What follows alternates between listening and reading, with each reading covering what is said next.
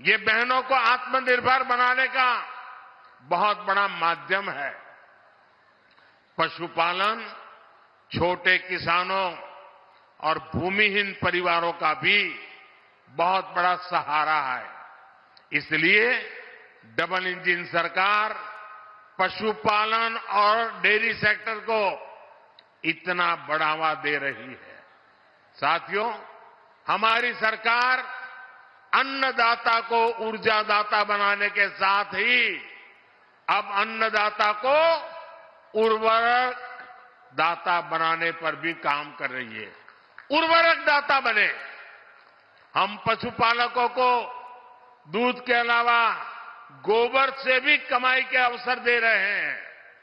हमारे जो ये डेयरी प्लांट हैं, इनमें गोबर से बायो सीएनजी बने और इस प्रक्रिया में जो जैविक खाद है वो कम दाम पर किसानों को मिले, इस पर काम हो रहा है। इससे प्राकृतिक खेती को और बल मिलेगा। गंगा जी के किनारे प्राकृतिक खेती करने का चलन वैसे भी अब बढ़ रहा है। आज गोवर्धन योजना के तहत गोबर हो, दूसरा कचरा हो, उससे बायोगैस, बायो सीएनजी बनाई जा रही है। इससे साफ सफाई भी रहती है और कचरे का पैसा भी मिलता है। साथियों, ये हमारे यहाँ काशी तो कचरे से कंचन बनाने के मामले भी है, एक मॉडल के रूप में देश के सामने आ रही है। आज ऐसे एक और प्लांट का लोकार्पण यहां हुआ है। ये प्लांट प्रतिदिन शहर से निकलने वाले 600 टन कचरे को 200 टन चारकोल में बदलेगा। सोचिए, यही कचरा अगर कहीं किसी मैदान में फेंकते रहते तो कूड़े का कितना बड़ा पहाड़ बन जाता। काशी में सीवेज की व्यवस्था को बेहतर बनाने के लिए अनेक काम हुए हैं। साथियों, किसान और पशुपालक हमेशा से भाजपा सरकार की सबसे बड़ी प्राथमिकता रहे हैं। 2 दिन पहले ही सरकार ने गन्ने के न्यूनतम मूल्य को बढ़ाकर 340 रुपये प्रति क्विंटल कर दिया है। पशुपालकों के हित को ध्यान में रखते हुए पशुधन बीमा कार्यक्रम को भी और आसान किया गया है। आप पूर्वांचल का उस समय याद करा, गन्ना के भुगतान के लिए पहले वाला सरकार कितना मिन्नत करवाते रहे, लेकिन अब ये भाजपा की सरकार है। किसानों के बकाये का भुगतान तो हो ही रहा है, फसलों के दाम भी बढ़ाए जा रहे हैं।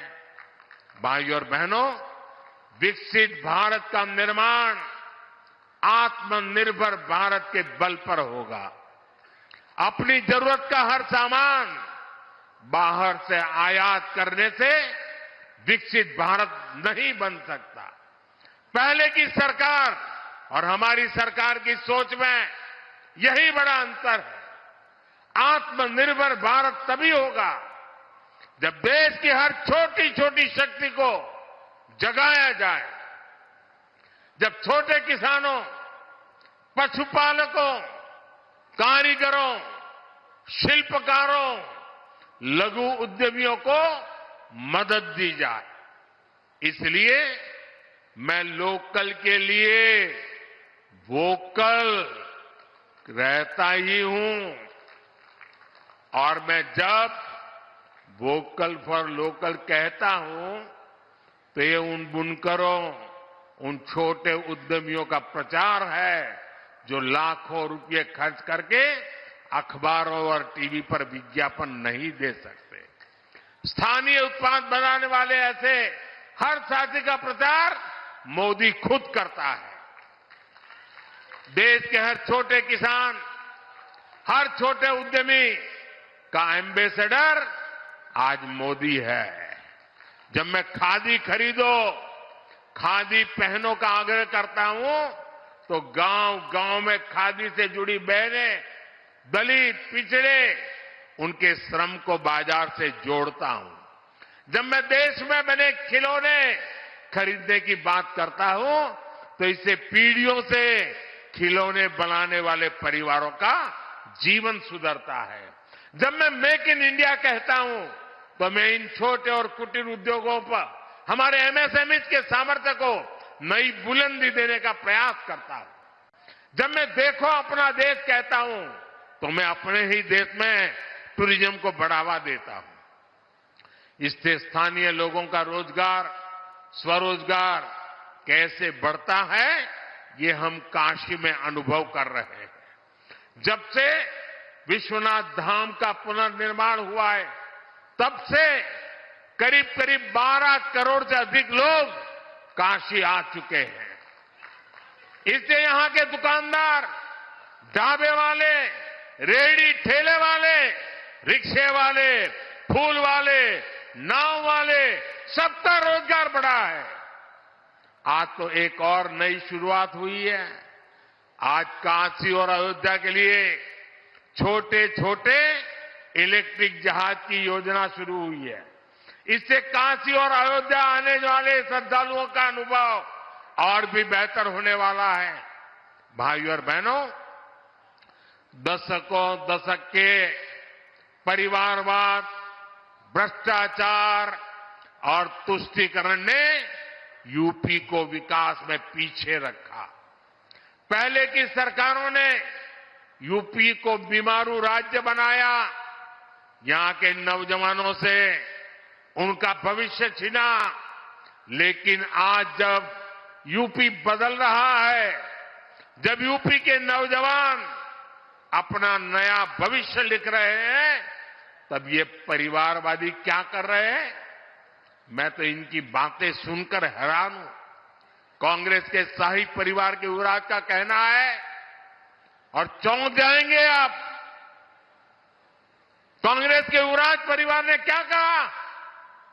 वो कह रहे हैं, और काशी की धरती पर आके कह रहे हैं, काशी के नौजवान, यूपी के नौजवान नशेड़ी है। ये कैसी भाषा है भाई? मोदी को गाली देते देते तो इन्होंने 2 दशक बिता लिए, लेकिन अब ईश्वर रूपी जनता जनार्दन पर, यूपी के नौजवानों पर ही ये लोग अपनी फ्रस्ट्रेशन निकाल रहे हैं।